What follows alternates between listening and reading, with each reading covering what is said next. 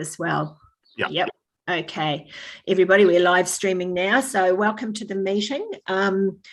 First of all, can I have apologies or leave of absences? I haven't heard of any. Is any, Mayor Allen, have you had any? No, none. And nothing from Democracy? Okay. No. Thank you. So I'll have a mover and a seconder shortly for confirmation of the status and agenda, and that all reports are received. So could I please have mover? Thank you, Councillor Eyre, seconded Councillor Wallerton. All in favour? Oh, hands. Against? Carried. Thank you. Any disclosures of interest for this agenda? Nope. So the first item is the minutes for October the 18th. Could I please have a mover and a seconder? Thanks. Councillor Thompson and Councillor Wallerton. All in favour, please raise your hands. Against? Carried. Thank you. And we'll move on to the actions register, which is on page 14.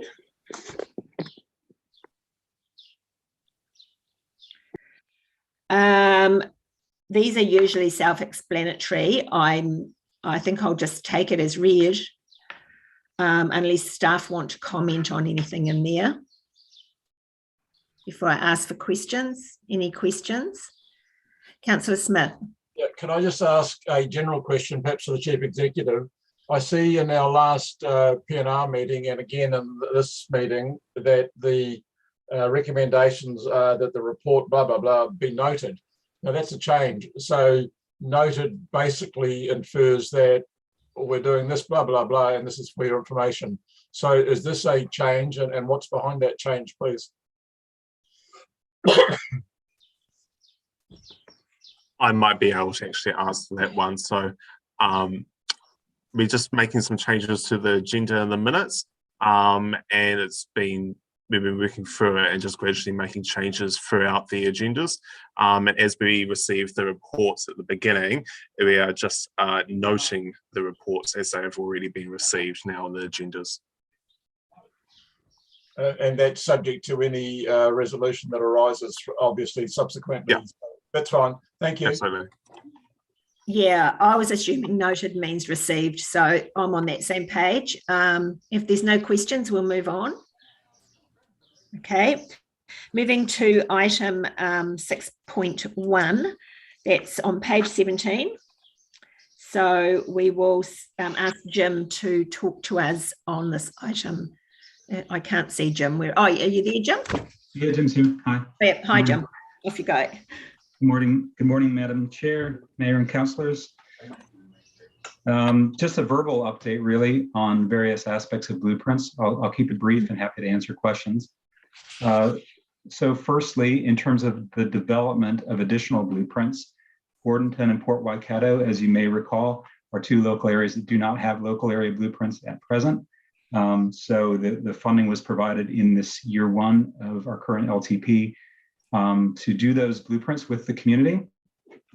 So we're about to launch into that process, adjusted a bit, however, due to COVID. So we still intend to provide the full blueprint experience next year, obviously COVID permitting, but in the meantime, because it is almost halfway through the year, we're looking to do a soft launch that we work through with the steering group of councillors around blueprints, the soft launch being essentially posters and electronic information about what a local area blueprint is, the rough timings of that, and an initial survey or feedback form to get the ideas flowing about top issues for each of those two communities. I just wondered if any of the steering group wanted to add anything to that, or ward councillors.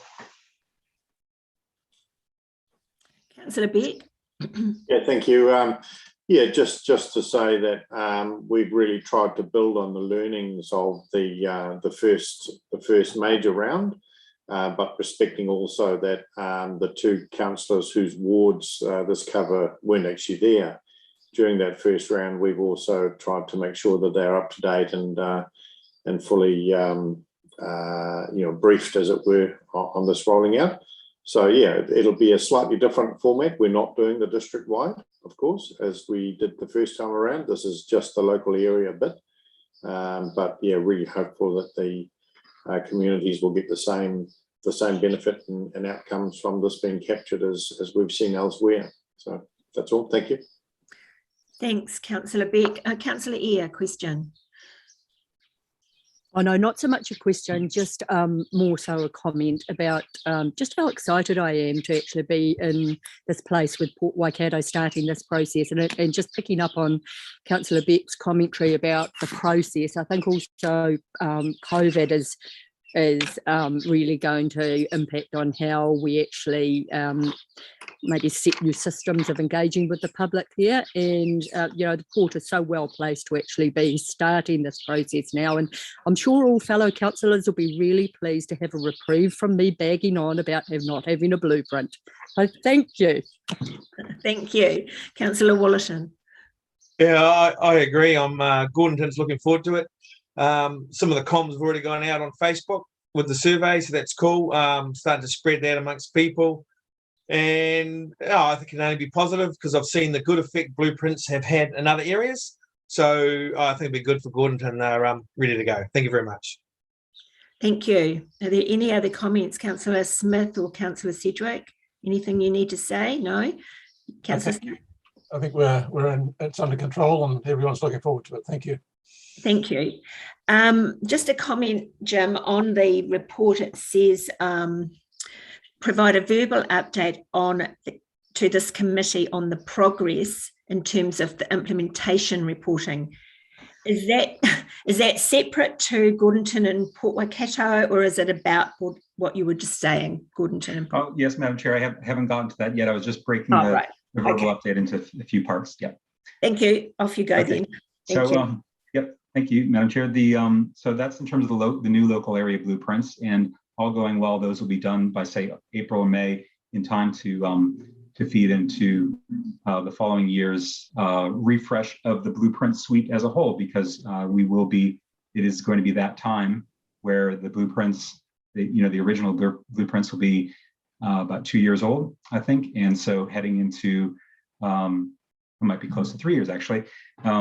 By next year, but heading into the next LTP. I know it sounds a bit scary to be talking about the next LTP already, but that's what we're looking to do with blueprints next year, is just have a quick refresh, check in with the community to make sure that it's still what they want to feed into the next LTP. So we could talk more about that at a future update.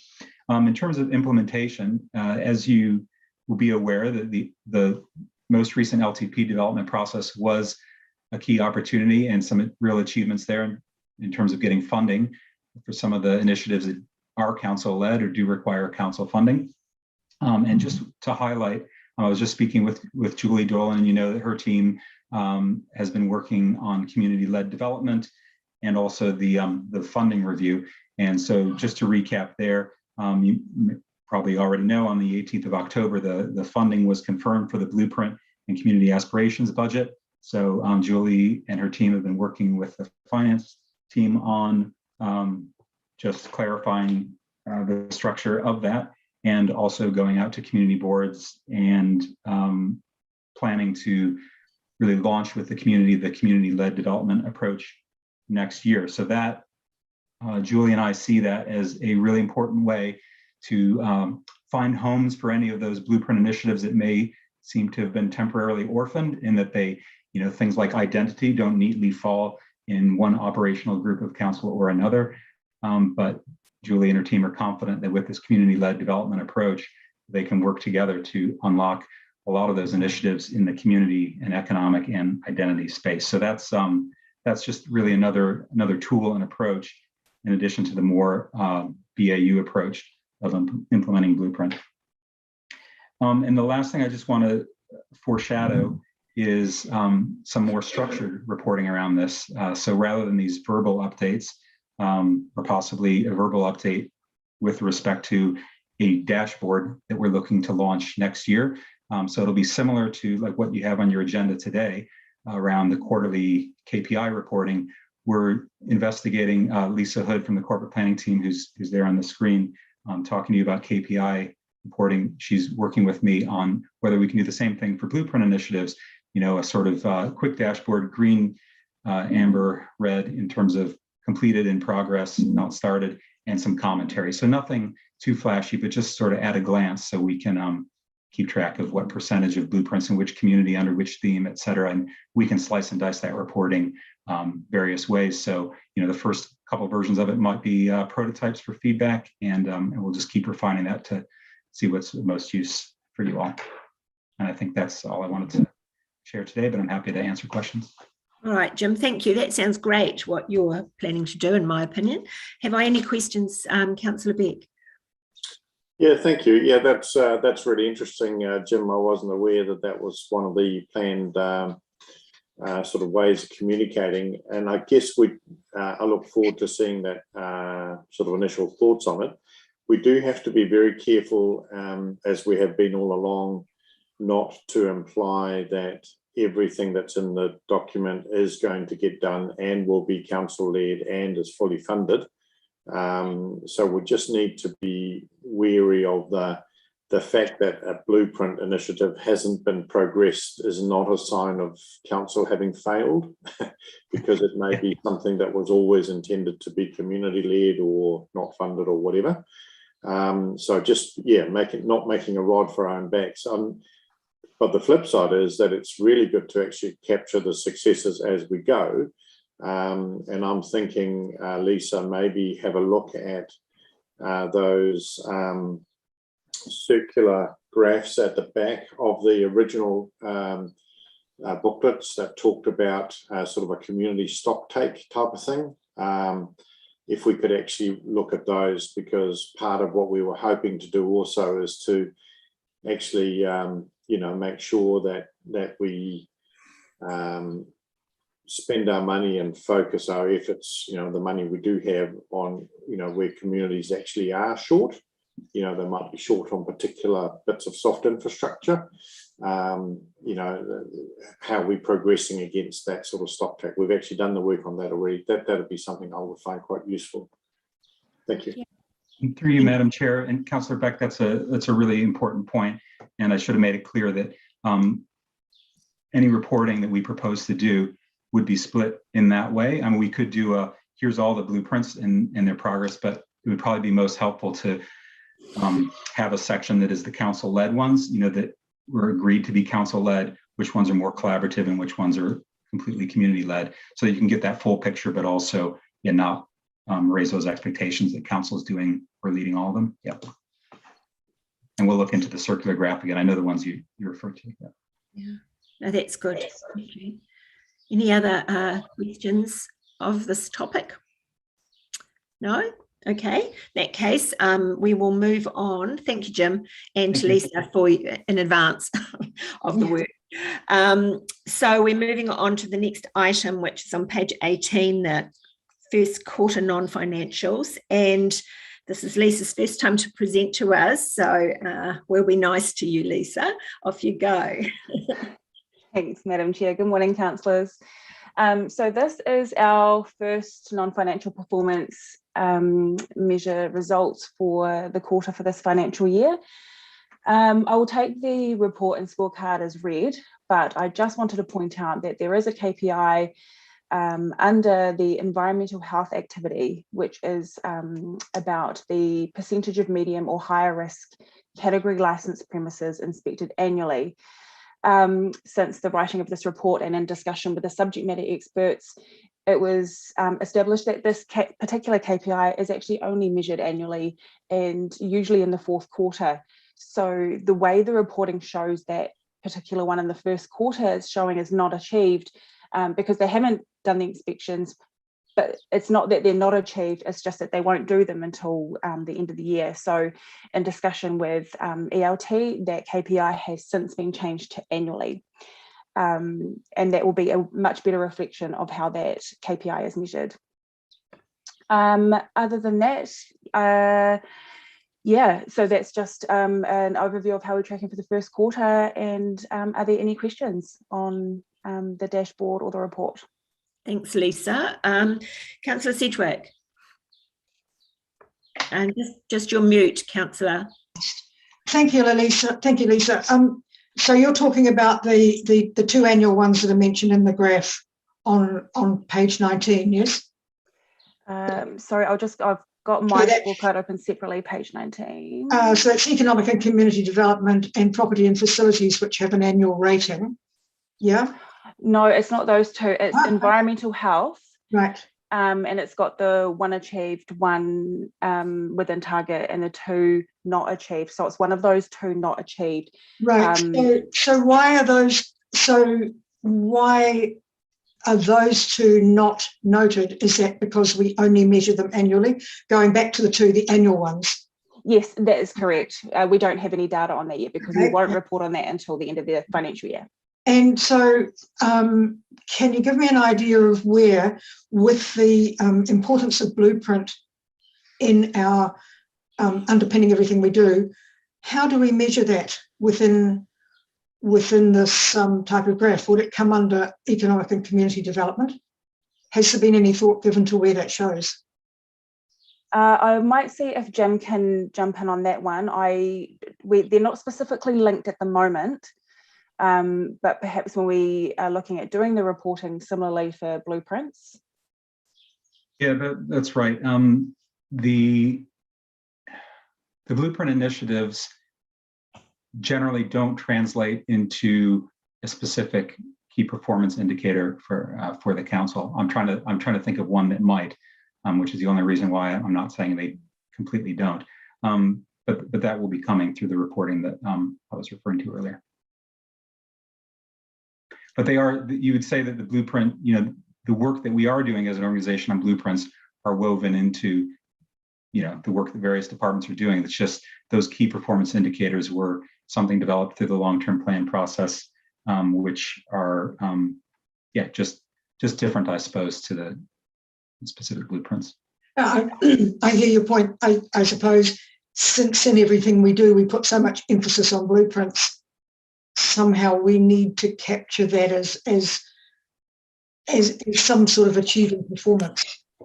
But I take your point, it may not be an LTP one, but we do need to capture, and to your point earlier about a report, yes, but it needs to be captured more formally, because I know, through all our planning, we do refer back to the blueprints a lot. And through you, Madam Chair, we're looking at strategy implementation more broadly as well. Things like Waikato 2070, our growth and economic development strategy. If any of you are asked any given month or quarter, how's that tracking? We'd like to be able to provide you with a snapshot of that.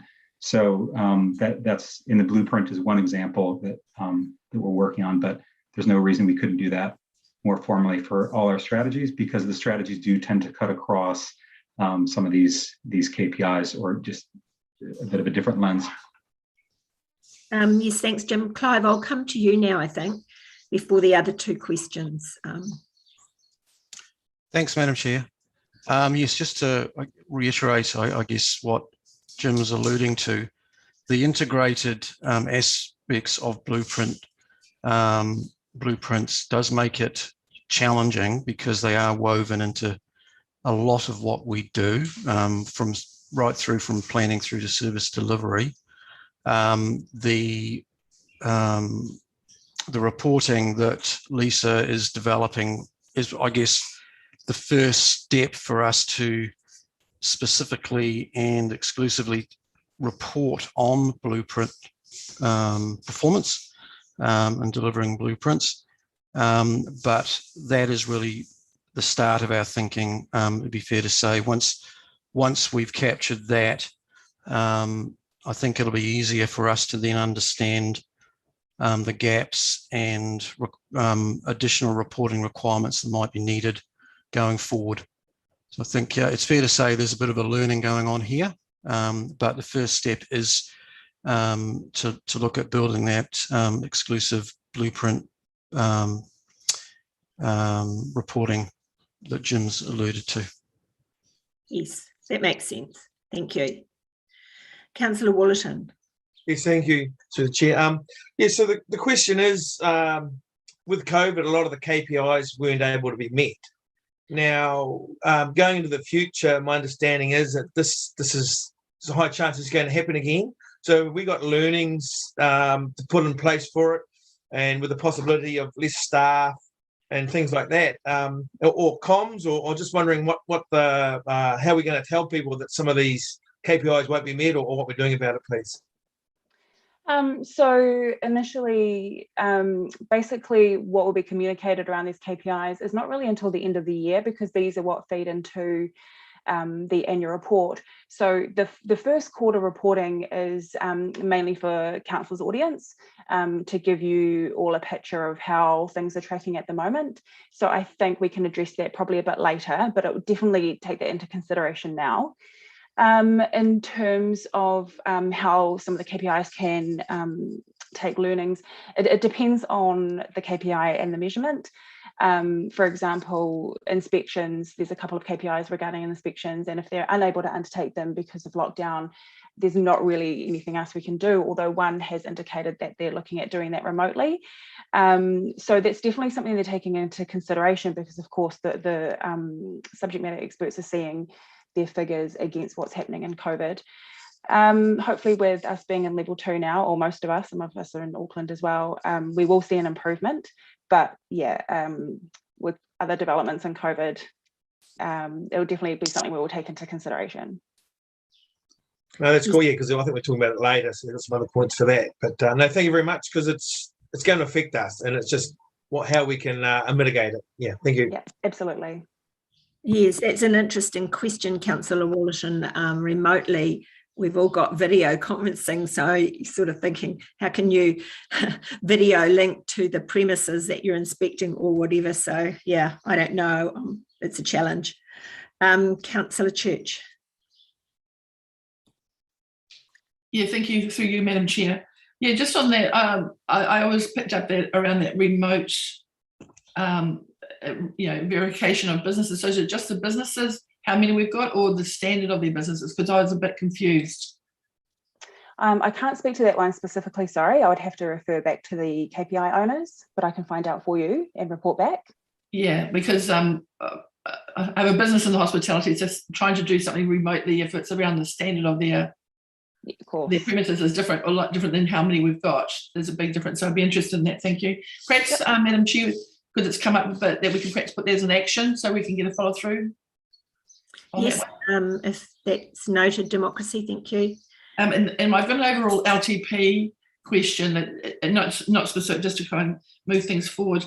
Really, my question is, there's some comments on some of these stuff, Lisa, which is great. But one of the ones I think that's missing, I know in the North Waikato, is around the perception of the high value of rate. Talking about inorganic, for example, in that, or the dissatisfaction or not getting a hold of people. But where are these comments coming from? Are they actually from feedback from this research? Because it feels like some of these comments are more assumptions, or what's the basis of the data to back up these comments? And is there anything missing that because it feels to me like a bit not full enough, or yeah.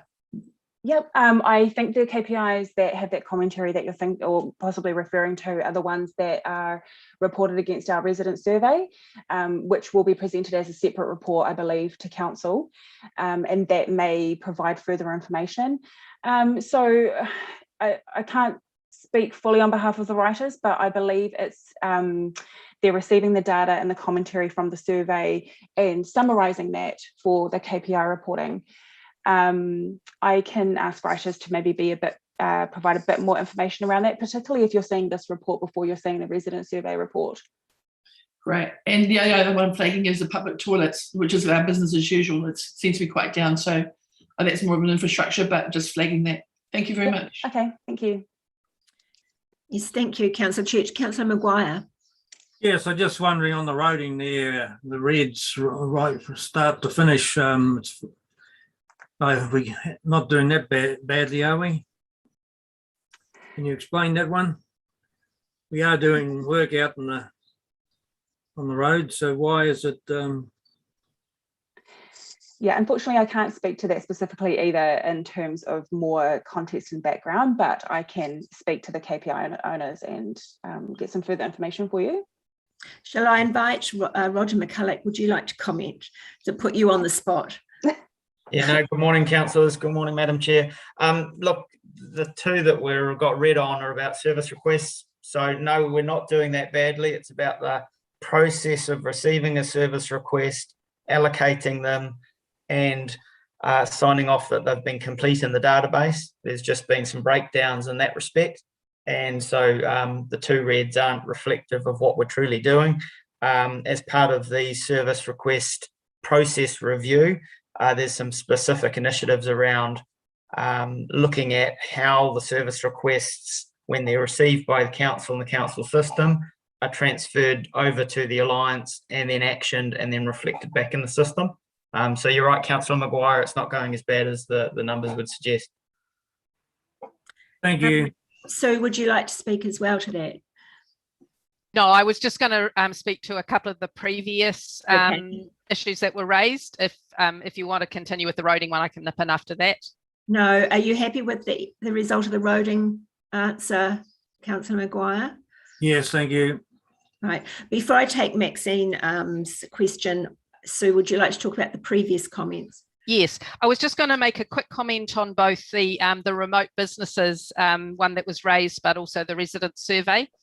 So with the remote businesses, I'm going to find out some more information on the exact reasoning for the remote businesses for the food premises. But one of the things we are looking at longer term is there's a number of software applications out there now to assist the building industry with remote video links, all that sort of thing is getting quite sophisticated. And we have been reviewing some opportunities in that area for building inspections to be done remotely. And then within that suite, there is also opportunities for other types of council business to be done remotely as well. So it's a piece of work that we're currently through the YLAS group, we're looking at. With respect to the resident survey, we will be presenting a new version of the resident survey. We've got a new supplier. It's a much more interactive and user-friendly version for the councillors, but also just to let you know that we are putting together a group. Reese is going to be running this, and he's putting together a group of the subject matter experts for each of the main question areas in the survey. And as we receive the surveys quarterly, there will be some much more in-depth analysis done of what we're seeing from the trends and the feedback. So hopefully over time, we'll be able to give you much more quality information on what that survey is telling us, and also what our actions are going to be in order to mitigate some of the issues that are raised. So that was all I wanted to just give you an update on. Thank you, Sue. That's really helpful. Mrs. Maxine Moana-Tuwhangai. Thank you, Madam Chairman. Firstly, just mihi aroha kia koe, Jan. So it's really a question to do with food premises and surveys. So my question is this: when food premises are open, inspectors are able to go in when they are open? I believe so, but I might refer back to Sue on that one actually. So just further, because if they aren't, then that's a bit of a gap, isn't it? Because if food premises can be open, but they can't be inspected to ensure that they're up to standard, that creates a possibility that they could be below standard, but it could never be checked. Yeah, let me confirm that. I am assuming if the premises are open that we have access to those premises, but I will follow that up with the environmental health team and just confirm that. Yeah. Thank you. Thank you. There doesn't appear to be any other questions. So thank you, Lisa. I hope your first report went okay for you. We'll welcome you back next time. Thank you. Okay, we'll move on now to the next report, which is on page 18 and 30. And Colin, are you presenting this? Just need your mute off, Colin. Thanks.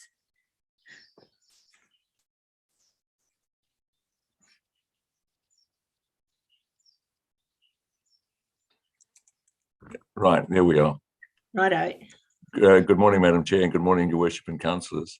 I'll take the report as read, other than make some general comments that our financial position is as our forecast, with the exception of other revenue, which is well below forecast due to the delay in investing assets from mainly the NZTA and mainly State Highway 1, which we anticipated was to be vested on the 30th of June, but it didn't happen. So, and we're still waiting for that arrangement to be put in place. So other than that, I can take questions if there are any. Thank you, Colin. Councillor Beck. Yeah, thank you. And Colin, you would have enjoyed reporting on the GST error about as much as I enjoyed reading about it.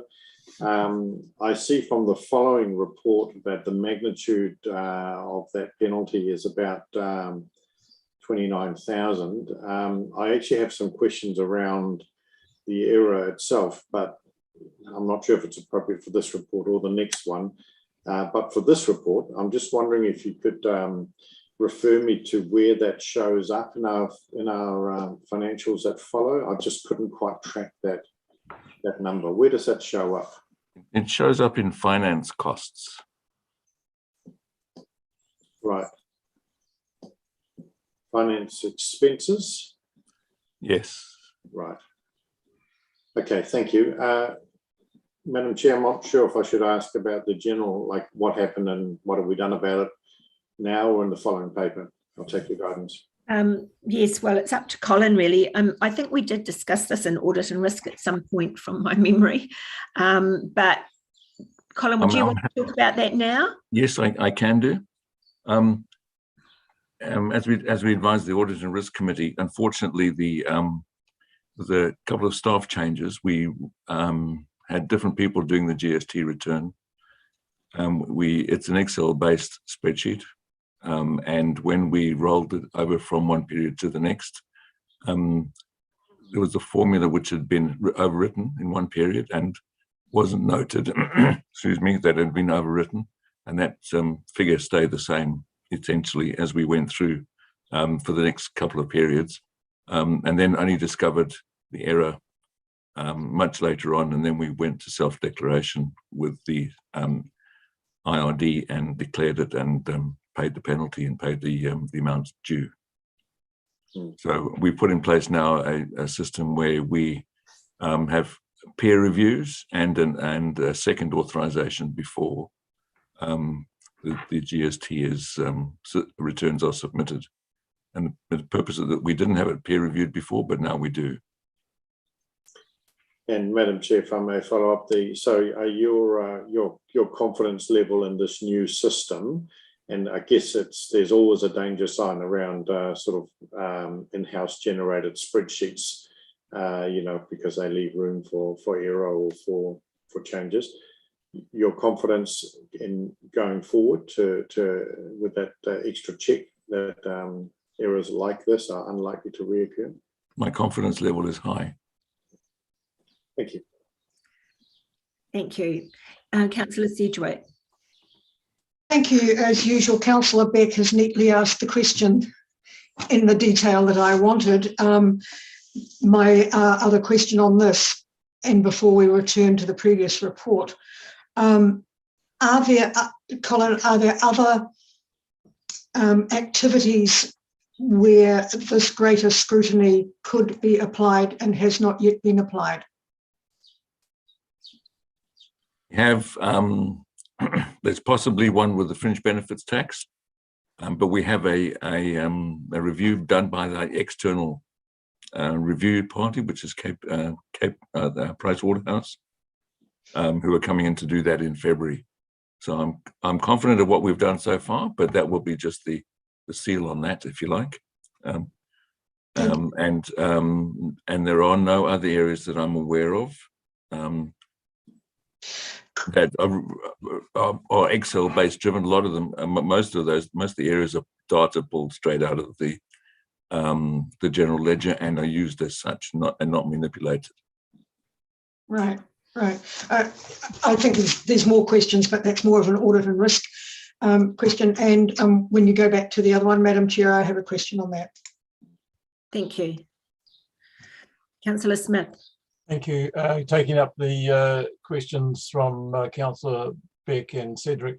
So Colin, why are we using an Excel spreadsheet and manipulating it, which seems to me to be a very old and antiquated situation, subject to failure regularly, from my experience, and we're not using a commercial program that at data entry, all the adjustments are made, and at the end of the reporting period, you push a button and everything spits out. So please don't tell me council's too complex for that. I'm not going to tell you that at all, Councillor Smith. What I can tell you is that we will review our process on this one particularly and see whether we can put in place something which does away with the Excel spreadsheet. I certainly would urge that without getting into operational matters. Thank you. Yeah, I'd like to go to Alison now, please. I just wanted to assure everyone on the call that spreadsheet or not, the data is pulled directly from the system. So this is where somebody has done something not knowing how the spreadsheet works, and it's been picked up and rectified. We do report annually to the Audit and Risk Committee around our tax compliance activities, and we have been in the case of self-declaration in the past around things like property transactions where the treatment hasn't been potentially correct. That's why we also partner in with PwC, and they come through and do a rolling review for us. This is an isolated incident.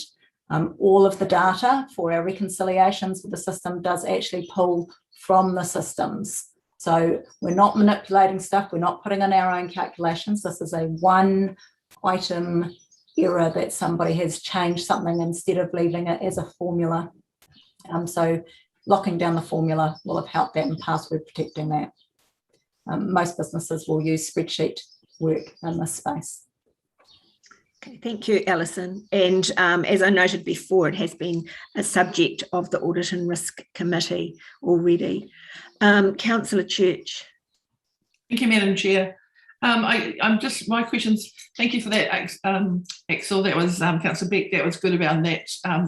GST, that's good. I like that we've got a solution and actions flowing forward. That's excellent. My area I want to be interested in is more how the strategy and finance, these figures relate to outcome of infrastructure. And so around the question, so I know we've got COVID and we've got, issues in place and material things, but I just want to flag and ask about two things. So when you're talking about our income where it's, let's have a look, unfavourable with the budget of 54 million for roading, you've talked about the state highway vesting, which is 38 million. So I guess I'm trying to focus on the big numbers. So 54 minus 38 is 16 million in my maths. So that vesting hasn't been done. That's a significant amount. Can we have some sort of framework around that, please?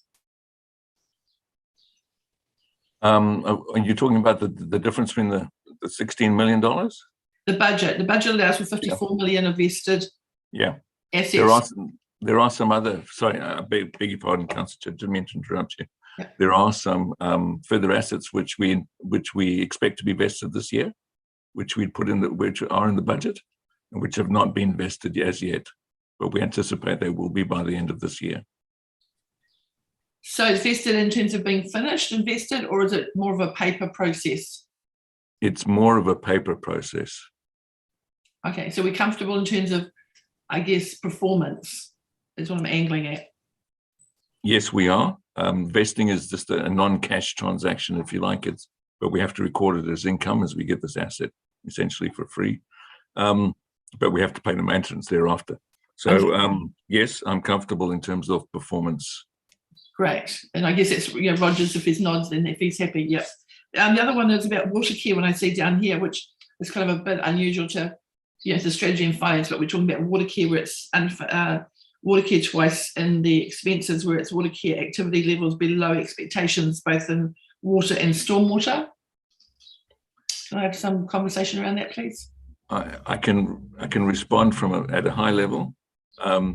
Most of that is due to being unable to get into areas where work is required to be done, and particularly on the maintenance side. So in the northern part of the district, where we've been in lockdown for a long period of time, a lot of the contractors were not based in that area.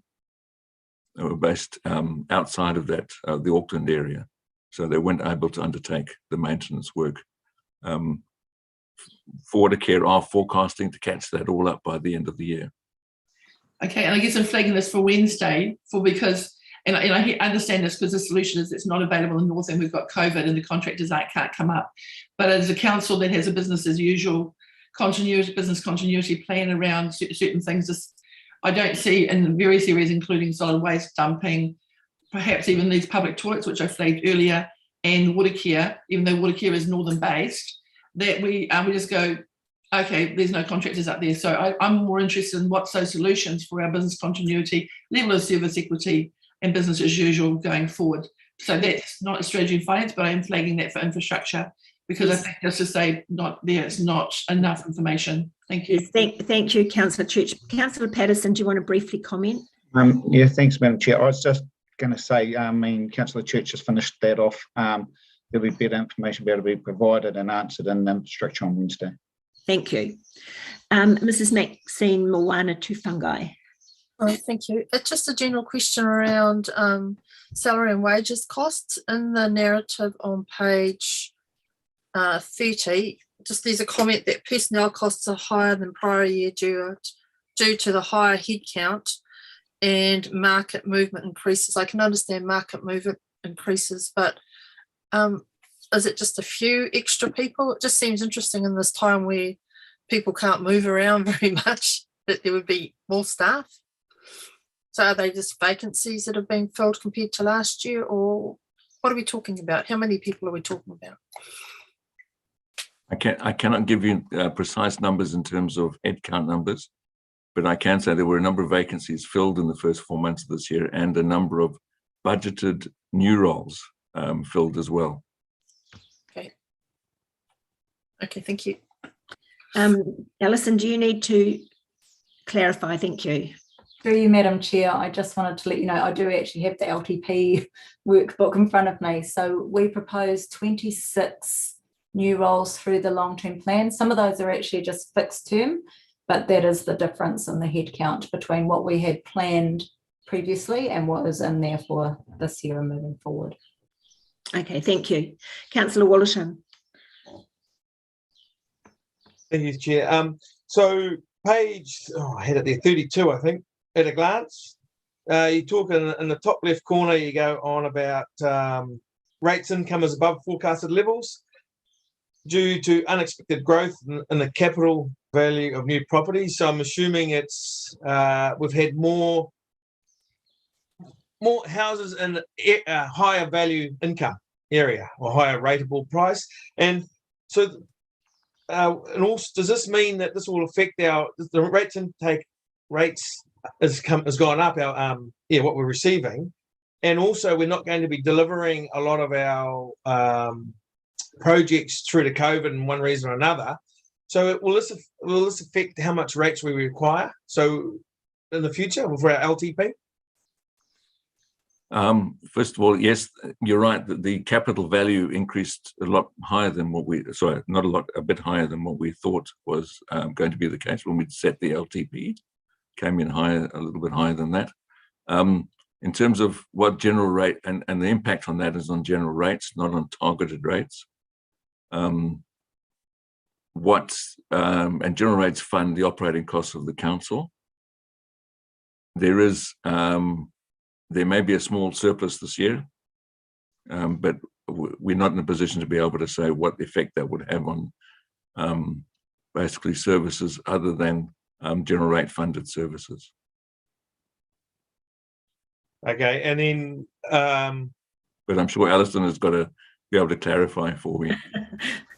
We'll go with Alison, thank you. Sorry, just to supplement what Colin's saying. So as we work through the annual plan, there will be some challenges in terms of needing additional funding. There'll also be, depending on where we have landed with our general rates, and remembering we're still waiting for the finalisation of our valuation objections process. So once that's all come out in the wash, then it may well be that we can adjust our rate in the dollar to a different level to start your next rate increase from for the following year. So that is work that will be done We always do that work. What's happened in this case is that we've made an assumption. When we get to June, we make an assumption around how many new properties are going to come on board. We've been very close to that assumption. What we didn't do as well as we perhaps could have was estimate just how high that capital value would be of those new properties coming on board. So that's why it's only affecting the general rate, not the targeted rates. But that's all work that will come out through the annual plan process. And I thank you for that. I'm looking for some good news for our ratepayers. Thank you. Thank you. Councillor Church. Thank you, Madam Chair. Page 34, I'm just looking at penalties, Colin. So on the revenue, which is almost at the bottom of the revenue, it's tripled, like the penalties revenue. And then it's quite a lot higher, what's 30% higher, 20% higher in the written off penalties and the expenses. So just that tripling that penalties expenditure seems a lot. So a little bit more information, thank you. Okay. Yes, our collections have been good, but they have been somewhat delayed from ratepayers who generally pay on time, and I think that's just because of the circumstances.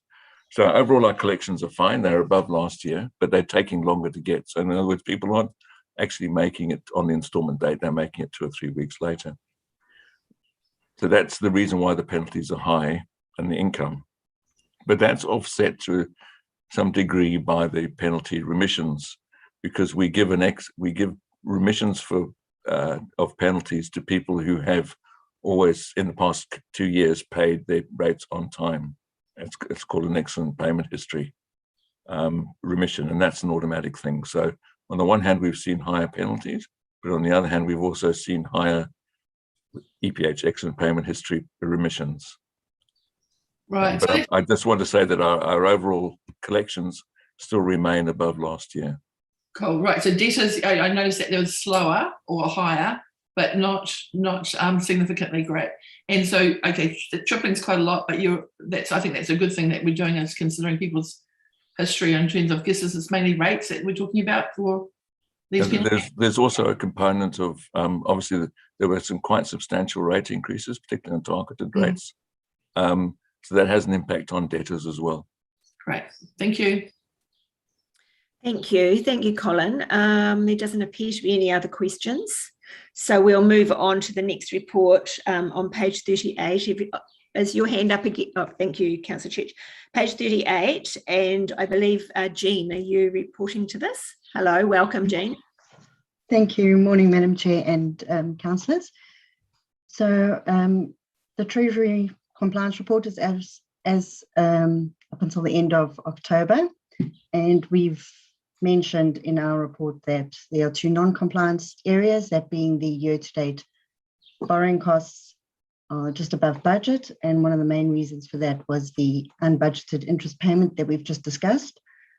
The other one being that our external debt is just outside of our fixed floating interest rate limits, and again, that's up until the end of October, that being the $80 million.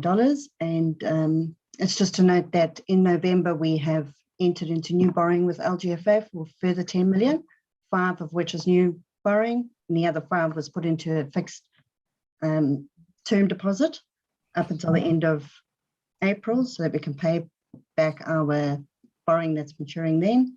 And also to note, we'll be participating in the December tender for further 10 million. Happy to take any questions. Thank you, Jean. Councillor Sedgwick. Thank you very much. I have 2 questions on this, and I think really probably due to my not understanding totally what you're meaning.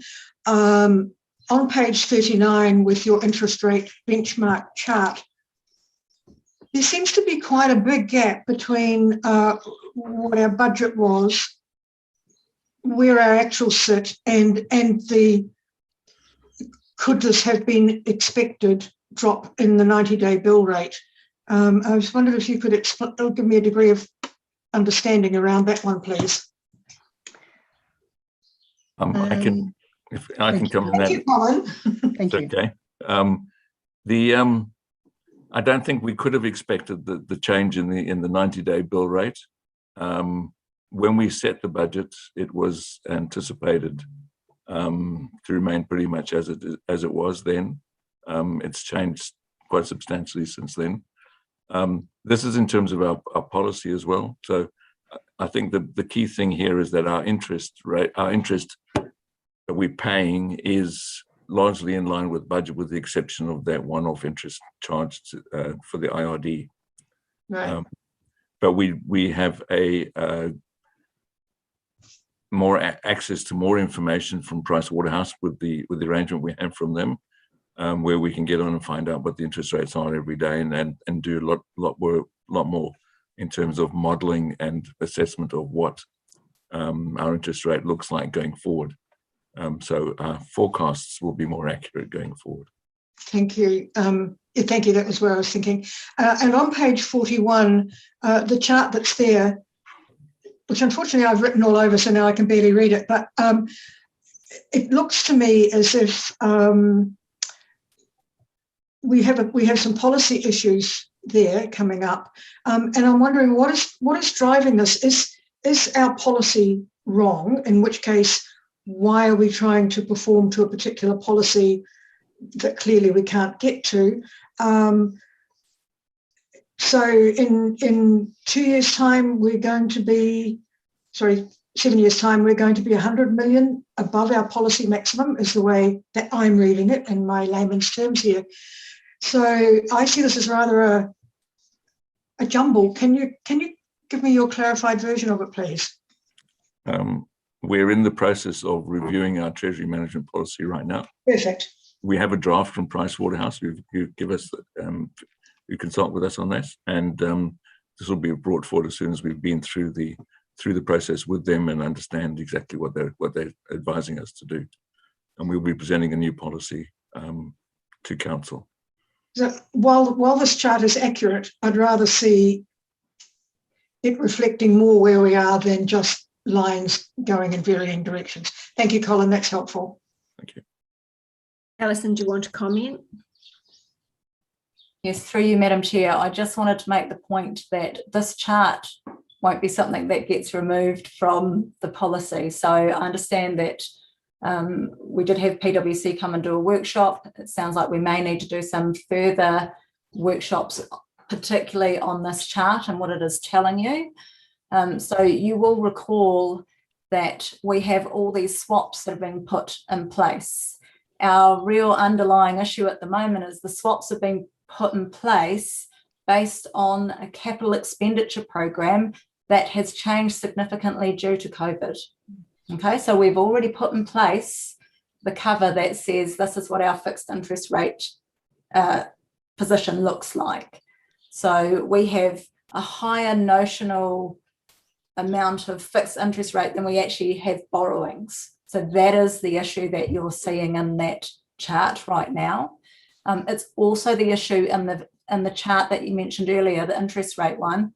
That budget is factoring in what our swap positions look like. So our Treasury and investment policies look at a short-term, medium-term and the long-term. So our interest rate cover is at that 4.25% for like 10 years. That's our budget.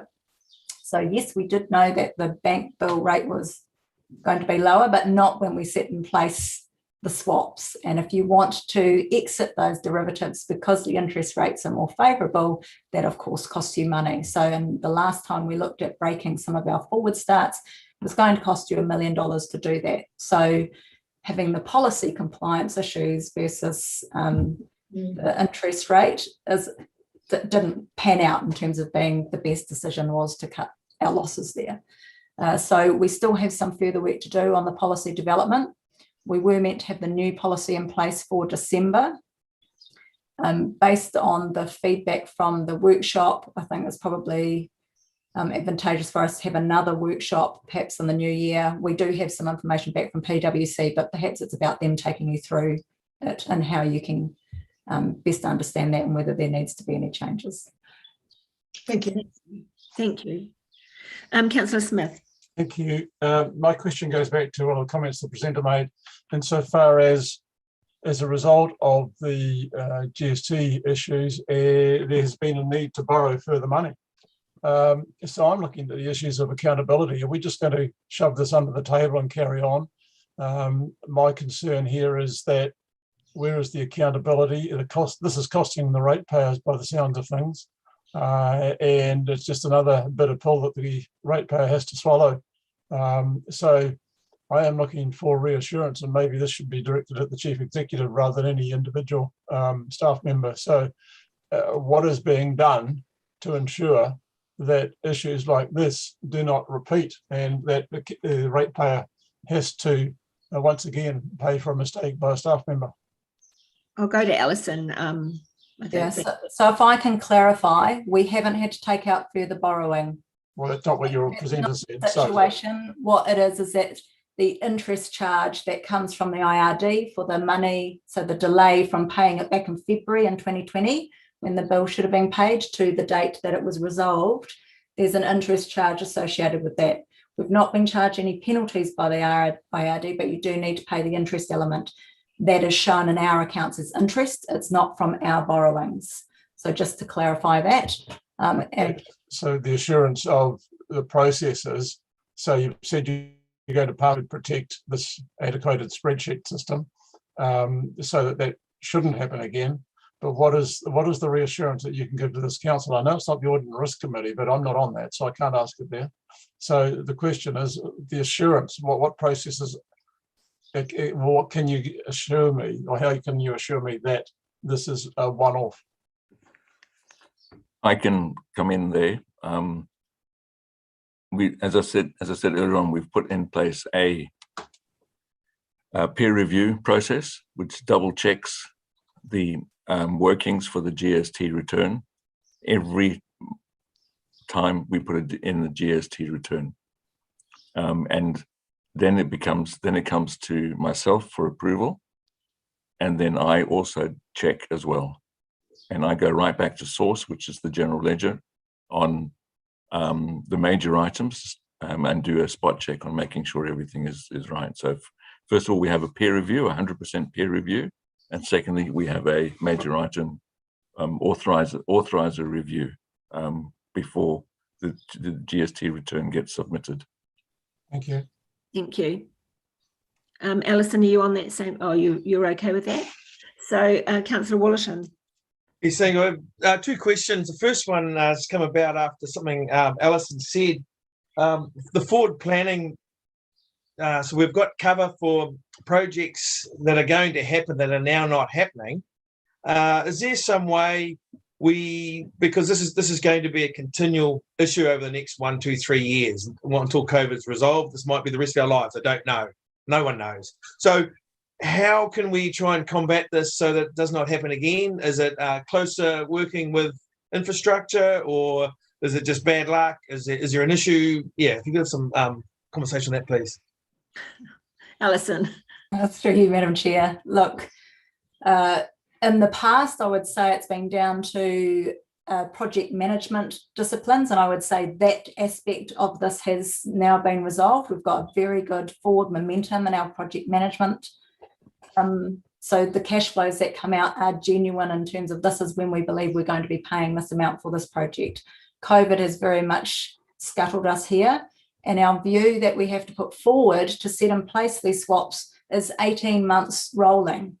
So you can imagine in 2020 January, we didn't know where we were going to be halfway through 2021 because that's when COVID hit. And then I guess we didn't also expect what has just recently happened, but we will now be very mindful of that. Of course we will, and take some advice from PwC on the best way to manage that. Okay, no, thank you for that. Yep, need to be aware of it. And then my second question is from this on the graph on page 41, the one that's got lines going everywhere. If we were to take this with Three Waters being proposed from government being taken out of our hands, how does that affect these lines? Because I don't want to have a policy change. Then we have Three Waters, we lose it all, and all of a sudden it's of so some commentary on that, please. So we're not quite there yet, Councillor Willerton, in terms of understanding the exact process, but we would actually not have the swaps in place, etc. We will actually go through a process of closing out that stuff, and that'll be part of the Three Waters reform. And the way in which that works is my understanding at this point in time. And so, I propose a supplementary question, if I can, through the chair. Would that mean that that red line will not be as high? That's what I'm guessing, because that a lot of the work we've got coming forward is improving our systems there. So yeah, it's just this point noted. Thank you. Thank you. Thank you, everybody. That was and thank you, Jean, and your colleagues for helping you out there. We'll move on now then to the next report, which is on page 44, the Ruawaro Tennis Court Funding Solution. And Rebecca, are you here? Good morning. Rebecca, yes, thank you, Chair. Would you like to present this? Thank you. Yes, I will be. So thank you, Chair, and good morning, councillors. So I will be presenting the Ruawaro Tennis Court Funding Solution on behalf of Megan May. So this report looks to move 300,000 from LTP Year 3 to Year 1. This has come about because the standard of the tennis court, it's been raised to us through the community groups that the end of life for that asset has come sooner than we expected. We did take on the asset in 2017, and we noted then that within the next 5 years, the asset would need to be renewed, but it has since been noted that that has become sooner than proposed. So happy to take any questions, and thanks, the report is read. Yes, thank you. And everyone will note that there is a recommendation we will need to look at. Are there any questions of Rebecca? Mary Ellen? Yeah, look, maybe I can fill in a few gaps for Rebecca here. Okay, so when these courts were taken over by council, the courts were already fairly, I should say, when I say the courts, the astrograss on the courts was fairly aged. So it's actually reached the age of 22 years. Now, most astrograss courts recommend to only last 12 years. The only reason these courts have lasted so long, as the report indicates, the club members have maintained and are happy to continue paying the costs of annual grooming and maintenance on these courts going forward, because they are of the view that they can do a far better job than what our contractors can do. And it's around using the right contractors for the job, which unfortunately our contract doesn't allow. So it's easier to let them do that. So the figure that's actually in the report is not correct either. Correct, Rebecca? Yes. When that was first brought to my attention, I nearly fell off my stool, I've got to say. I wondered what was going on. So the new figure is, probably not much over half of that now. So just remembering these courts are 22 years old, and that was made, the age of the courts were actually made aware at the time when they were transferred that they would need replacement within 5 years, and we have hit that 5-year period effectively. So that's where we are. Thank you. Rebecca, did you actually have that changed amount? We did. So if I could add, when writing this report, we put in 300,000 for all contingencies. The quotes that we've received back come closer to 170,000. So if possible, it would be comfortable for staff to amend the resolution recommendation to 200,000, and that would allow for any additional contingencies or delays. Okay, noted. So thanks, Rebecca. Councillor Sedgwick. Thank you. I'm assuming, as Mary Ellen says, these are country courts and therefore people do things as normally country folk do. And I was just wondering about the water blasting and rehanging the gate and things like that. Seemed to be potentially a community bee. But my question is are they multi-use courts or are they just tennis courts? Maybe I can answer that one too. Yes, Mary Ellen. Okay, so these courts are operated, they're well supported by a very, very strong club that's been in place for probably as long as I've been around, because it was my club 30 years ago. I haven't been a member since I was a boy. So they are well patronised, well supported. And we have 4 clubs, rural clubs in the Waikato, which is known as the Mangawara, which make up Ruawaro, Kainui, Whitikahu and Gordington, and they have an interclub circuit through them. But also some of these members also play in the Hamilton circuit as well. So as you can imagine, they are incredibly well supported. These are locked facilities and are only available to members, except for they are right next door to the Wastewater school with nearly 80 kids at that school. So they have an arrangement with the school, because the school also has an astrograss court, which they actually utilise during interclub matches, giving them effectively three courts. So they, through an arrangement with the school, they allow the school kids to actually use it for the purpose of playing. You know, they can play soccer on it or play tennis and things like that on it. So it is a community facility. So I was thinking, thank you, but I was thinking, why are we putting new goals on it? New goals? What do you mean? It says on page 45, surface ponding, new nets and goals. And that's why I'm asking, is it a multi-use court? No, it's not. So I don't know where the goal thing came from. I've not seen goals come into my tennis playing at any time. No, not. So there won't be any goal posts on them. Sorry. That's on the courts next door. The school one, definitely not our one. Yeah. Netball, Alan? But no, because there's a netball court right beside. So the schools, the club has always used the school court, and the club were going to work with the school to help fundraise for an astrograss court. Then, in their great wisdom, the Minister of Education came in about 3 years ago and decided to fund an astrograss court, much to everybody's surprise. So consequently, that is a multi-purpose one for netball, for other activities as well. And I'm assuming that they put the netball goals in on that one as they were before. Yeah, so thank you. Rebecca, can you take note about that comment about the goals and just check into that? Thank you. Yeah, they don't want goals in there, Rebecca. I missed that, sorry. Good point, though. So Councillor Church. Thank you, Madam Chair. A couple of things. It's just following on from that conversation first. I guess I'm thinking about maybe it's when we do the strategy of parks, reserves and public places, of how many tennis courts do we have in the Waikato, for example, that are actually open all the time. So, I mean, I appreciate that perhaps with specialised turf that can be open to misuse, but I wonder if that's kind of more of an old model of how we've done things, rather than having them open for everybody most of the time. So I'd just like to get perhaps some feedback on that, either now or in the future, around how we manage those courts, unless Your Worship, you have some input into that. Yeah, look, these courts need to be locked for the simple fact they've had a problem with theft. So one of the thefts that occurred, I understand, when they went to start this season, was that some so-and-so had gone and because they have posts and nets, and inside those posts is a gear mechanism. So some so-and-so decided it was cool to actually pinch the mechanism, the gearing mechanism, which the club has actually gone ahead and refunded replacements themselves. And that's the reason why they're locked. There is a public court next door on the school one, but these astrograss courts need to be protected. Otherwise, you get, all I could say is people using them inappropriately, as you need to look after them or you damage them so easily.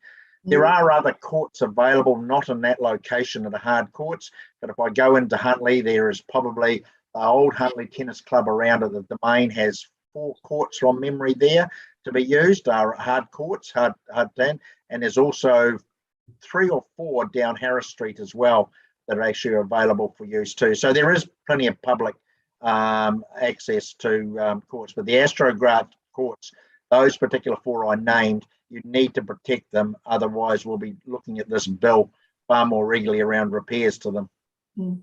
Yeah, thank you. It's similar in what happens in hockey, same as well. Yes. I just think it's good to have that conversation for clarification. So my question is really around, I don't have a problem with this, because I recall, when council decided to support, and we all supported this, taking these courts on and looking after them. I have no problem. My question is more around the impact on other LTP projects in this year and next year, particularly around, community facilities. One, what is that impact on those ones? Because obviously there's a lot of work being done in scoping this project and bringing it forward, where I'm aware of perhaps other projects that haven't had that time put into them, even though the LTP, TikTok time. So some clarity around that, and also around, again, it's all that financial side is it doesn't seem to be too much of an impact now. It's half the cost, but what's that impact on budgets for these LTP projects that other people may be waiting for? Yes, so maybe Rebecca, do you want Alison or someone else to answer that finance question? I can make a start, and I believe Roger. Okay. I'd like to jump in. Okay. So just one extra thing to add: the Open Spaces team did through LTP also have a minor works project role approved, which we have filled, and that will start piecing together some of these smaller projects. This budget bringing forward will not remove any projects from the current LTP round. It is an additional one, which we hope to also achieve. Roger, would you like to add? Yeah, just reinforce what Rebecca's saying there. So have plenty of capacity. It's not an issue in terms of bumping anything off the list. So we believe there is capacity to make this happen, very simply. Thank you. Great, I'll follow up with you later. Thanks, Roger. Councillor Smith. Thank you. I'm just looking at perhaps the bigger and wider picture. And for the record, Te Kauwhai and Whara both have tennis courts. Both are locked, and one's AstroTurf, one's bitumen, and a small figure to get the key or membership of a club. The Te Kauwhai Hall has taken responsibility for the tennis courts and has increased the community rate for the hall from $45 to $50, being a $5 charge to cover the cost of new nets and other supporting infrastructure. It does not cover the cost of the replacement surface, which is, I think, exactly the same position here as Ruawara. But I'm not sure that we have anything written down, and perhaps to give guidance to all clubs in this particular area that we need to look at documenting something, so who pays for what going forward. And for me, this is a big ticket item for clubs, and I think council has a duty to supply appropriate recreation facilities, and I certainly support what's intended here.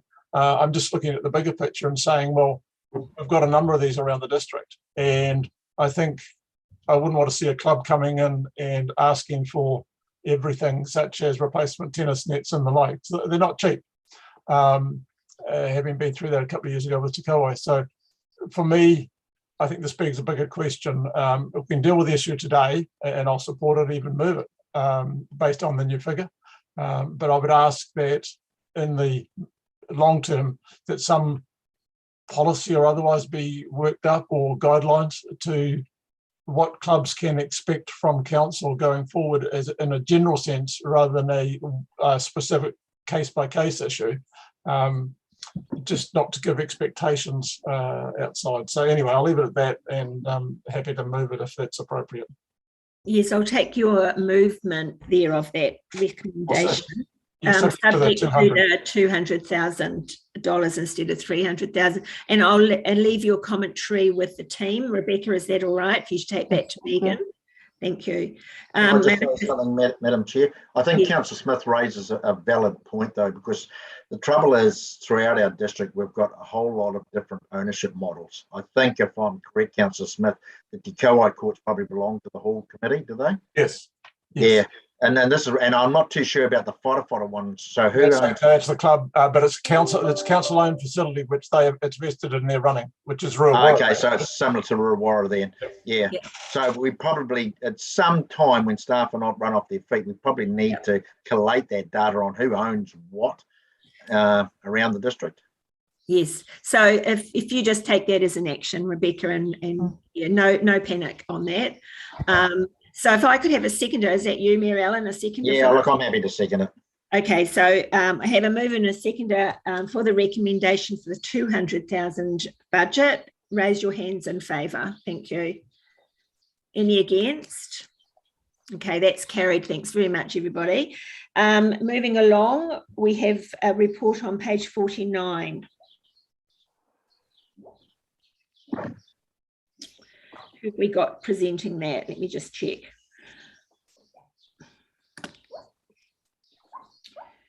Colin, is that you? Yes. That would be me, yes. Thank you, Colin. Okay. I'll take the report as read, but just a bit of background to just remind everybody that the wastewater infrastructure growth charges from Watercare were pre-purchased in 2017. We paid $4 million for 2,000 infrastructure growth charges. We anticipated them lasting a long time. That was taken as a capital cost and therefore included in the development contributions calculation.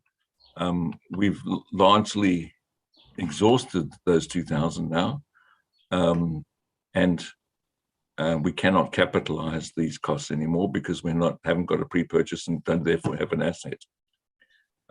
So we are proposing, along with the water IGCs, to put them into the fees and charges for this year, which would require us to advise by way of consultation these additional charges and amend fees and charges to include the figures as shown in the report. So I'm happy to take any questions anybody has on that. Any questions there, Councillor Beck? Yes, thank you. Yeah, I'm really still getting my head around this, how this has worked, Colin, and I hope there's a question at the end of it, if you'll bear with me. It seems that with a closer working relationship with Watercare, that actually looking into the future in partnership should get easier rather than harder. And yet in this instance, it seems like it actually has got harder in as much as Watercare are unwilling for reasons known to them, only to them, to give us that same forward purchasing arrangement. That forces us in the face of continued growth, which is not unexpected. We've all seen it, and we know there's more to come. It puts us in a position of having to look for a new mechanism such as the one you outlined. So a couple of questions I have from that. The first one is for you, the second one for the Chief Executive. The question for you is, what certainty do we have that these prices that we intend to put into the fees and charges will actually be what Watercare stick with and charge us when time comes? Or could we be in a situation where we are actually subject to an escalation in pricing as time goes for these connection costs? That's my first question. The Watercare, and we deal with Watercare Auckland on these ones, not Watercare Waikato, so it's a different set of people. Watercare Auckland publish their cost increases or their price increases annually. This is the so for 22, 23, sorry, for 22, sorry, 21, 22, this financial year, that price is fixed, that's certain. We will have an indication prior to the annual plan sign off for next year of what the costs, what Watercare's actual increase will be, but we've used what they've indicated to us they're likely to put in place.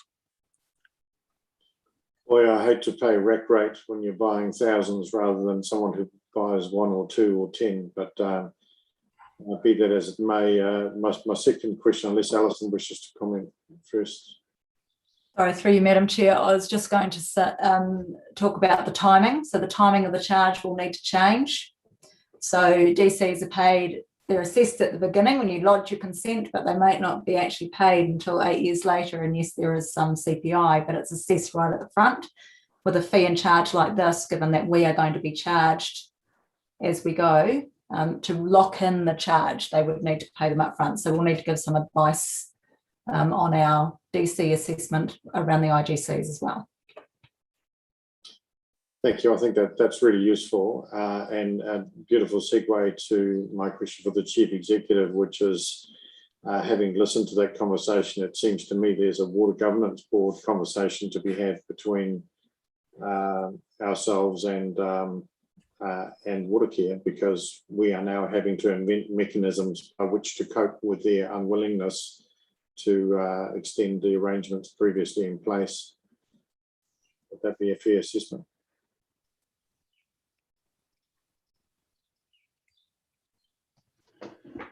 I'm not sure that's a fair assessment. So through you, Madam Chair, so we took the initiative to pre-buy capacity in effect. And I think the situation was different at that point in time.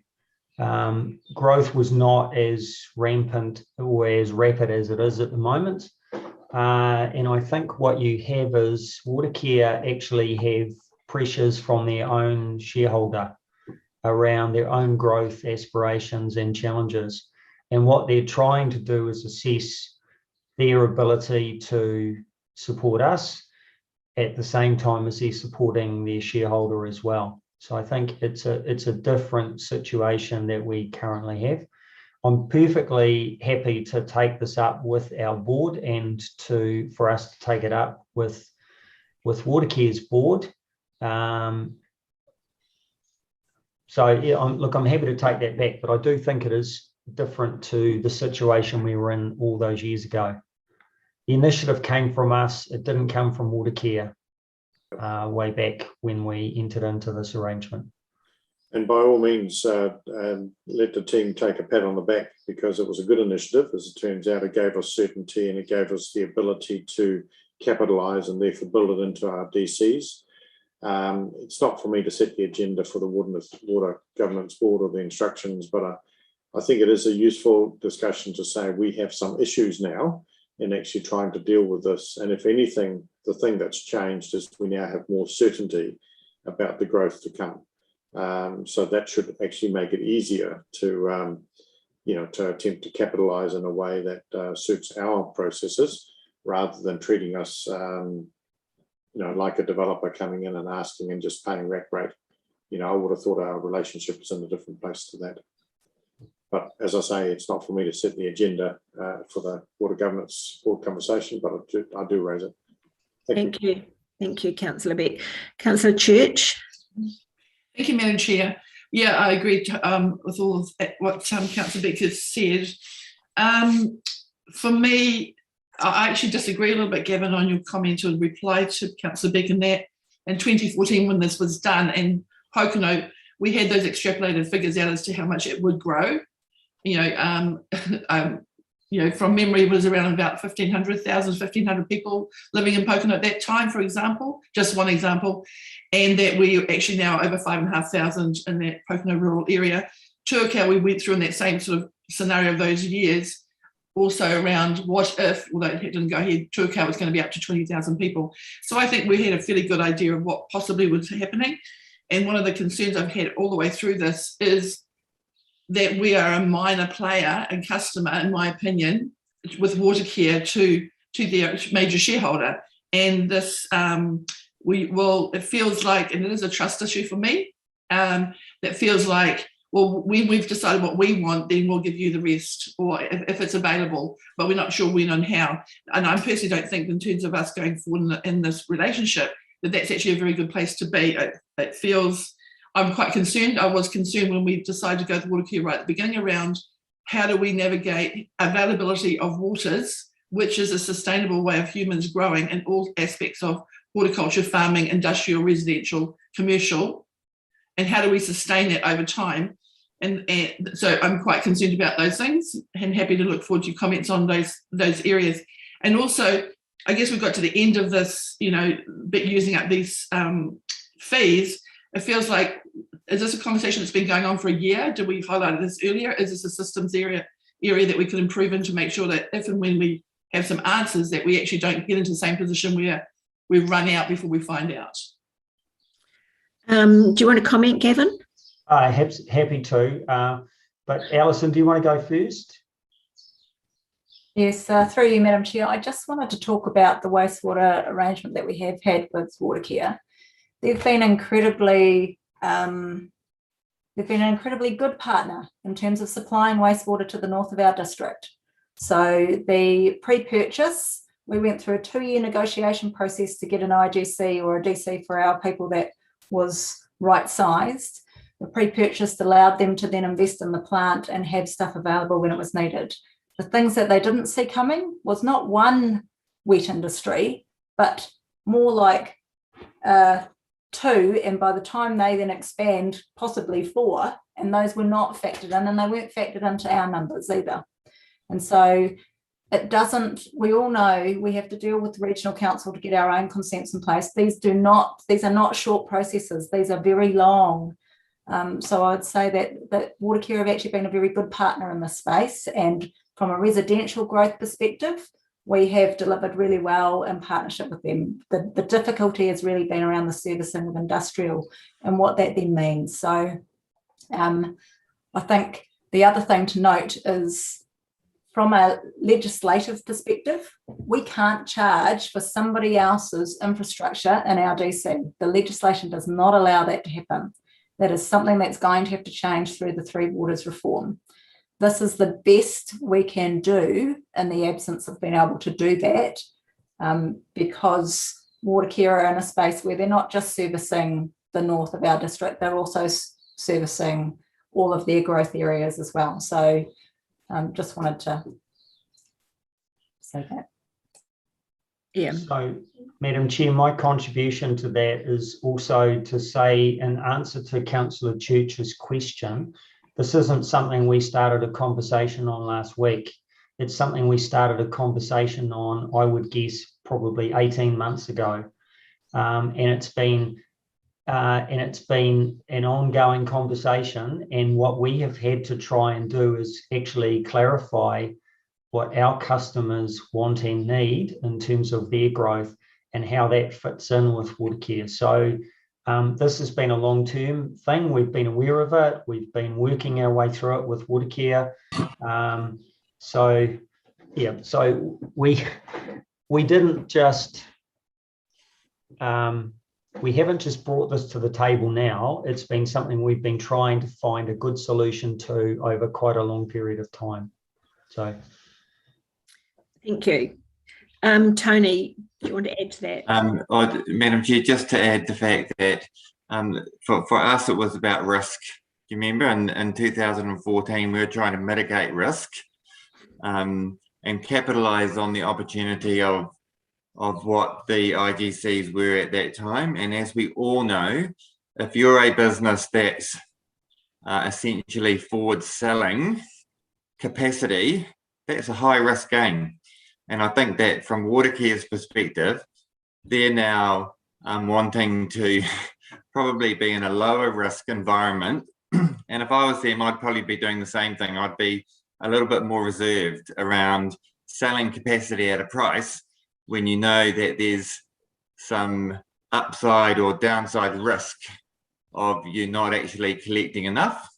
And I think that's what we're starting to see too, in terms of, you know, what we're understanding now, the cost of providing that infrastructure as things outside of all of our control are just driving the costs up. So that's another key aspect to why this is a bit more challenging. Thank you, Tony. Mrs. Moana Tufangai. Thank you. So just a question. So have I understood that the people that will pay these fees are the developers? Yes? Yes, that's correct. Okay. And is the issue that the payments will be higher than they had been previously, and they may be required at a different time that they may have been previously? That's correct. So the impact is felt by the developer. That's all this is, isn't it? Yeah. Yes. Well, thank you. Thank you. Mary Ellen. Yeah, look, just to wrap this up, this was the right thing at the right time we did. It was to minimise risk to ourselves, developers and everybody else. I think we've just come to the end of the string now, and we've had the benefit. And I would say everybody living in Pocono who's connected to it has had the benefit of that too up to this stage. And the next people coming forward now have to actually pay the increased prices. And I think it is just par of the course. None of us like these increases, but they are a reality of what it costs to run a water and wastewater system. And look, all things being equal today, in 3 years' time, this could quite easily be a Waters Governance Board issue, which doesn't necessarily include Gavin being involved in. It's under the three waters, so it could be somebody else's issue, and those figures could be recalculated and redone again to fit the purpose of the new entity. So yeah, we'll just leave it at that. Thank you, Mary Ellen. Would you like to move that recommendation? Yeah, look, I'm happy to move it. Look, this is a must. I think we have benefited. If you actually calculate it back over the period of time we've had the benefit of it, it's actually lower. It's just unfortunate that some people are now going forward are going to have to pay the new fees once we've done the consultation. Okay, thank you. Councillor Beck, last word. Thank you. Thank you. I'm happy to second it too in the process of doing so, but just for clarity, my concern is not what it costs or the timing of payment, it's the mechanism by which we can collect it, because the DC mechanism appears to be the one that best fits our business model, and then that's now at odds with the way in which Watercare wishes to move forward. That was really the point that I'd hope with the partnership approach we have, we might have been able to find a solution for that. That was all. But yeah, happy to second. Thank you. So with that, I'd like to put this recommendation. All in favour, raise your hands. Against? Carried. Thank you, everybody. Good discussion. So we now move on to page 52, the library agreement with the Hamilton City Council. I'll speak to this one. Thank you, Madam Chair. Yep. So, cool. Yeah, so I'll take the report as read. I guess and it's for information. The key points are we've had a significant, as per the agreement that we agreed to with Hamilton City, the increased uptake was in the order of 23%. So they did increase the cost of the membership. It was all budgeted for in the LTP, signed off in the LTP. And the good thing is it's been locked in for the length of this LTP now, so there won't be any more funding reviews in this LTP round. As part of the discussions, we've also committed to re-energising the debate or the feasibility, I guess, of the regional library that we started about 2 years ago, but there wasn't much appetite for it. And so Brian is going to work with Hamilton City on re-energising that throughout with their other regional colleagues. Yeah, so those are probably the key points, and I'm open for any questions. There appears to be some. Thank you, Sue. Yes. Councillor Smith. Well, I'll preface my question as a thank you. Sue briefed me on this a couple of weeks ago, and appreciate all the work that your staff and yourself have continued to advance this on behalf of our residents. So thank you to the team. That was my question. Oh, thank you. Really? Thank you. Councillor Patterson. Yeah, thank you. Thanks for the report. So just a question. So a couple of years ago when we were working on this, HCC were very reluctant to provide us information on our usage. And so now they've obviously given us some information which has showed an increase. So are we happy with that information that's provided, or, I'm just not worried, but thinking a little bit about, they could easily just hash up a whole list of figures for us to justify this increase. Yep. So, yeah. I can't answer the question directly. Brian would have a better idea, but I know they had a bit of a change in staffing levels and things in the library area, and we have received a lot better quality reporting from them in the last couple of years. I'm not sure what their whether it is an automated straight out of their system, so I can't give you any guarantees on that, but I can certainly get Brian to, when he's back at work, I can get him to have a chat with you if you have a concern around that. He would know better. Yeah, no, not so much of concern, but I just, historically we have been lacking that information. So if we are getting that now, that's great. That's good. Thank you. Thank you. Tony, do you want to comment on that? Just to add to that, Madam Chair. So the relationship is quite different now. There's been some changes in personnel, and I know that Brian and Stephen, who's the libraries director at Hamilton City, have actually quite a close relationship. So this is not about, hey, look, we're about to renew our contract. Can we have a look at the data? They're having a look at that data quite regularly now, so it is quite different. Yeah, that's great. Thank you, Tony. Alan. Yeah, look, I think this is a good outcome. You know, when I calculate what it costs to use Hamilton versus us provide our own service, this is value for money and far cheaper. And I'd just remind those, and there's not a lot of you in the room that would have been around over a decade ago where we were paying a heck of a lot more than this, and a lot less people were using it. So value for money, I think it's a good deal. So well done to team. Thank you. Councillor Eyre. Thank you, Madam Chair. I also am supportive of the agreement continuing, even if it be at a additional cost. But maybe a question I can take offline, but I'd be interested to see maybe how a decision around who was eligible, the eligibility of the residents and that zoning at some point in time, if that could be forwarded to me. Thank you. Yep. Okay. Do that, no problem. Thank you. So everyone's happy with that. We'll move on then, please, to the report, which is on page 54, annual assumptions. And who's that? Not Melissa, I suppose. Is Melissa or Colin talking to this? That would be me again. Colin, hi. Hi. Okay, so this is the report that advises where we are in terms of our annual plan 2022-23 and in terms of our overall assumptions so far. The executive summary gives you an outline of that, and then we follow on in the report about some of the detail. At the moment, we're not anticipating that any of the content of this report gives rise to consultation, but there are a number of items which we still haven't bedded down. Well, a couple of items we haven't bedded down, and that's largely the cost of backflow meters and replacement and maintenance of those. And also, I think there was, let me just refresh my memory, there was one more, and the funding changes from NZTA, which we're still going through and which will be the subject of a separate report coming through to council as soon as possible. And there's also the Hamilton Metro wastewater business case, if there's any costs for that, which we're not aware of, the quantum of those. But as I said, as it now, we're not anticipating doing that and going out for consultation for the annual report. All right, thank you. Open to questions. Councillor Smith.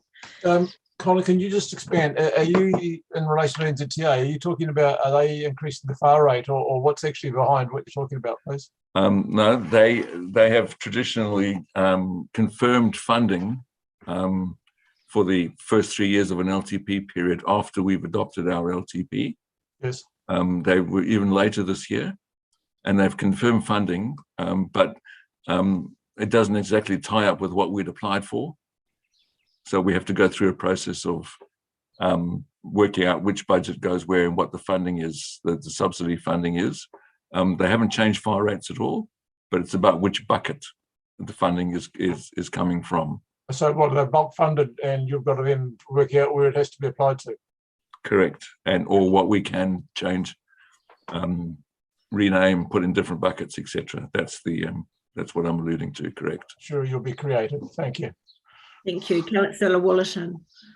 Yes, thank you. It's probably more to Roger and more of a heads up. And again, it's COVID, which seems to be taking place. It's not so much for the people and people not being able to do their work, but it's more about supply issues. And I've sort of got a great concern that even though we've got the people, we've got the ready to do things, that we're not actually going to be able to do it because we can't get materials. So this is then going to impact, as we saw earlier, on our budgets. And so this probably is an infrastructure meeting, and it's just something that I'm just alerting Roger to, so that we can have a conversation about it later. But it will also impact our LTP and where the money's going to be spent, which is also Colin. And yes, if I could have someone talk about that for me, please. Could we please postpone that till Wednesday, because there is a report and there was a mention of that in, I think, Paul's report. Is that okay with everybody? No, that's fine, but it will impact our LTP. So yes, I think they do refer to that. Yeah. Okay. Thanks for that, Councillor Maguire.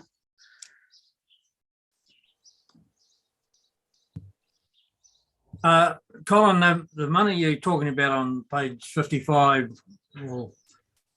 is that my understanding is the money they allocated us just recently, 35 or 38 million. A lot of it has no rate money attached to what they've given us. So we've got a bit of a problem there accepting it, haven't we? Which money is this? I'm sorry, I don't have the same naming convention as you on this report. Yeah. So I think Councillor Maguire is right, Madam Chair. So it's just in terms of what NZTA have proposed to us, and that's Colin's reference to buckets. Yeah. That we don't, some of what they're asking us to do, we don't actually have local share. So that's part of the balancing act that the team are working through. Yeah. So can we resolve that one, Tony? The team are working through that, Councillor Maguire, but yeah, probably in terms of capitalising on all of the offer, that will be a challenge. Right. Yes, Councillor Sedgwick. Thank you. Thank you, Colin. Just thinking about the delivery of capital works program, and I understand, yes, this is infrastructural as well. But from a managing expectation and risk reputation perspective, what do we have in place that ensures that our ratepayers don't feel that we're taking money and then not doing anything? Has there been a communications program thought about for this? I'm not sure that this question for me. I'd like to pass that on to. I'd like to give it to you, but you can pass. I'd like to pass it on to perhaps Tony. Yeah. Yes, well, Madam Chair. Madam Chair, I think that issue was raised by one of you in an earlier paper. I think might have been when you were talking about the non-financial performance indicators. So look, I have actually written that down to talk to comms about how we might connect with our community in a way that's positive but realistic. Yeah. Thank you, because we have always had such a lot of carry forwards, and people's expectations are not in many cases being met, and I'm sure a great explanation is a good thing. Thank you. Yeah. Thank you, everybody, and thank you, Colin and team. So at this point, we need to move into public